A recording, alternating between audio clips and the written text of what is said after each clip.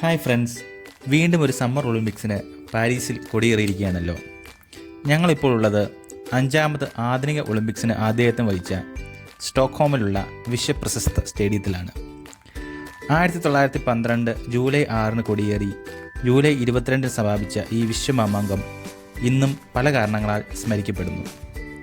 28 രാജ്യങ്ങൾ പങ്കെടുത്ത 1912 ഈ ഒളിമ്പിക്സ് സംഘാടന മികവുകൊണ്ട് വളരെയേറെ പ്രശംസ പിടിച്ചു പറ്റിയ ഒന്നായിരുന്നു. ഇന്നും ഈ സ്റ്റേഡിയം വളരെ ഭംഗിയായിട്ട് സൂക്ഷിച്ചിരിക്കുന്നു. വളർന്നു വരുന്ന യുവതലമുറയ്ക്ക് പരിശീലനത്തിനായി ഇത് സദാസമയം തുറന്നു കൊടുത്തിരിക്കുകയാണ്.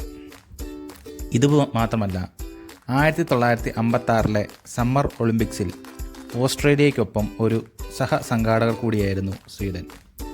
അന്ന് ഇവിടെ വെച്ചാണ് ഹോഴ്സ് റൈഡിംഗ് പോലുള്ള മത്സരങ്ങൾ നടത്തപ്പെട്ടത്. ഈ ഒളിമ്പിക്സുകളുടെ അവശേഷിപ്പുകൾ ഇന്നും നമുക്കിവിടെ കാണാവുന്നതാണ്.